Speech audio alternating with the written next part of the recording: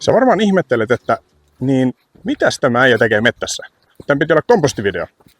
No mäpä kerron sulle. Tää vaatii vähän pohjustusta, joten pysy hetki mukana. Jos sä jaksat katsoa tämän videon loppuun, niin saat työkalut sun pihan hyvinvoinnin varmistamiseksi. Ihan lyhyt kertaus alkuun. Kompostointi ei ole pelkkää jätteen käsittelyä. Kompostoinnissa pieneliöstön toiminnan seurauksena orgaaniset yhdisteet pilkotaan pienemmiksi palasiksi, jotka on sitten käyttökelpoisia vaikka puutarhassa ja kasvimaalla. Käyttämällä lämpö- tai lehtikompostoria voi keittiö- ja puutarhajätteen laittaa uudelleen kiertoon ja näin tukkia yhden pihan keskeisen energiavuodon. Kompostoituminen tarvitsee oikeat olosuhteet. Sopivassa suhteessa typpeä ja hiiltä, eli vihreää ja ruskeaa, sopivan lämpötilan ja kosteuden. Jos sua kiinnostaa kuulla kompostoinnin perusasioista tarkemmin, niin kerro mun toisessa videossa lisää.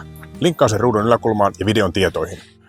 Mutta kompostimulta ei ole vaan kokoelma alkuaineita, niin kuin hiiltä ja typpeä ja fosforia. Se on enemmän kuin vaan sen kemiallisten ja fysikaalisten tekijöiden summa. Kasvinosat ei ala vaan itekseen hajoamaan taianomaisesti energiaksi ja ravinteiksi, vaikka kaikki nämä edellä mainitut asiat olisikin huomioitu. Sitä varten tarvitaan jotain aivan erityistä, eli niin sanottu special sauce.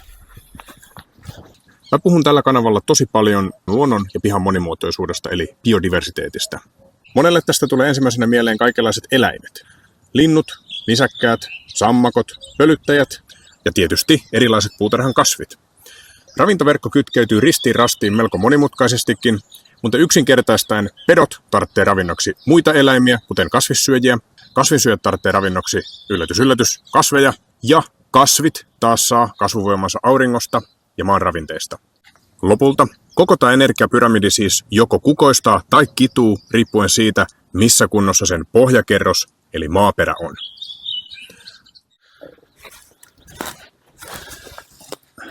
Maaperän hajotustoiminta on siis where the magic happens.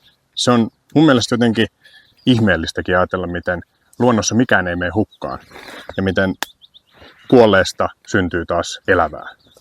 Osahan tästä pieneliötoiminnasta on ihan ihmissilmälle näkyvääkin, niin kuin kastemadot ja etanat ja hyppyhäntäset ja monet muut hyönteiset ja pikkuvipeiltäjät ylipäänsä.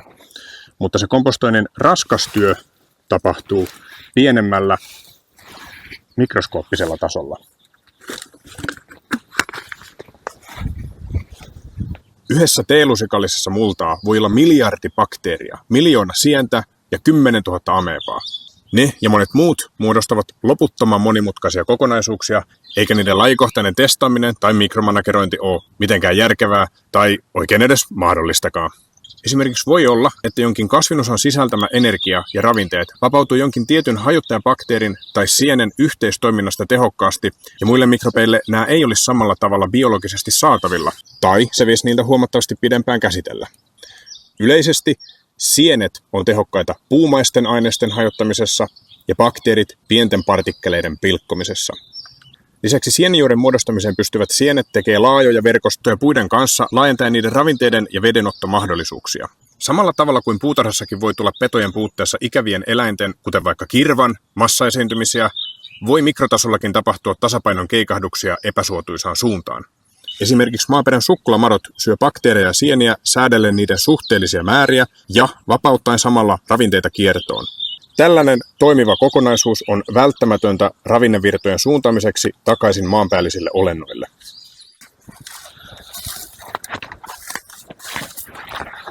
Vähän pitkä pohjustus, mutta alat varmasti nähdä, mihin tässä ollaan menossa. Mikään kompostikasa tai piha ei tietenkään ole steriili.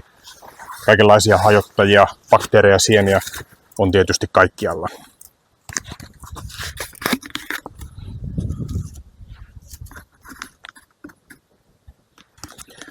On kuitenkin selvää näyttöä siitä, että kemikaaleilla, mikromuoveilla ja nurmikolla vuodatut pihat on pieneliöstön osalta huomattavasti köyhempiä kuin alueet, jotka on vuosikymmenien aikana kehittänyt luontaisen tasapainotilan, equilibriumin.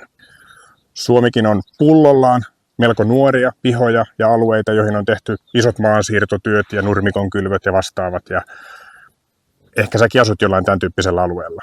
Nämä pihat ja urbaanit alueet on pahasti takamatkalla tässä mielessä.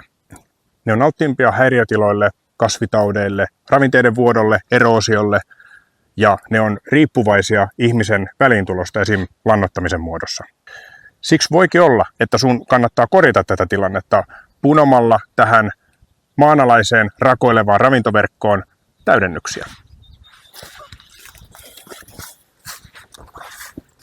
Sä et voi mitenkään tietää, että mikä säie sieltä maaperän ravintoverkosta tismalleen puuttuu.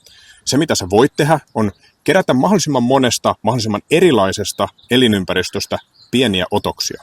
Käy metsässä, lammenrannassa, niityllä tai vaikka maatilalla.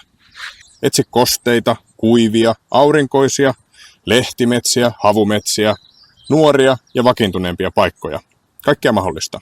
Ota pieniä näytteitä purkkiin ja höystä sun pihan komposti näillä. Sä tavallaan pyrit tuomaan niin paljon oikeita palasia tai mahdollisuuksia monimuotoisuuden kasvattamiselle kuin mahdollista. Voi olla, että joku tasapainottava tekijä löytää paikan sun pihan maaperän ravintoverkossa ja asettuu pysyväksi osaksi sitä. Tää on lopulta se ydin, josta sun piha koostuu.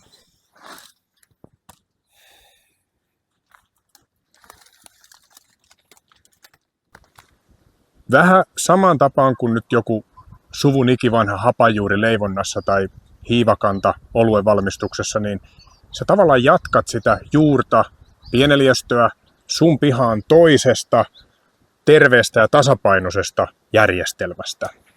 Vähitellen just sun pihan olosuhteisiin sopiva pieneliöstö löytää sieltä paikkaansa ja vakiintuu sinne.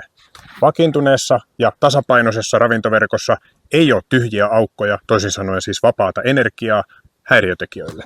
On toki ylioptimistista ajatella, että tällä tavalla manuaalisesti korjaamalla metsän tasapainoinen haitustoiminta siirtyisi heti sellaisenaan sun pihaan, eikä se oikein ole tarkoituskaan. Takapihan komposti, kasvimaa ja kukkapenkit on olosuhteilta ihan erilaisia elinympäristöjä kuin vaikka jokivarren metsä. Mutta niin kuin aina monimuotoisuuden lisäämisessä, tarkoitus on vain luoda sille mahdollisuuksia, ei tehdä sen olemassaoloa keinotekoiseksi kyhäilemäksi ja riippuvaiseksi ihmistoiminnasta. Tehomaataloudessa typpeä joudutaan heikon pieneliöstön tasapainon vuoksi lisäämään valtavia määriä, jotta kasvit pärjäisi ilman pikkuväen tukea. Tämä toki toimii, mutta on täysin riippuvaista ihmisen toiminnasta, ja valumat vaikuttavat valitettavasti peltojen ulkopuolellekin. Tämä maanäytteiden tuonti kompostiin olisi varmaan ollut selostettavissa puolessa minuutissakin, mutta mä halusin käyttää tämän tilaisuuden aiheen laajempaa avaamista varten. Mä toivon, että sä sait ehkä jonkinlaisen ahaa-elämyksen, jotta sä voit jatkossa ottaa sun pihan elinvoimaisuuden aivan uudella tavalla haltuun.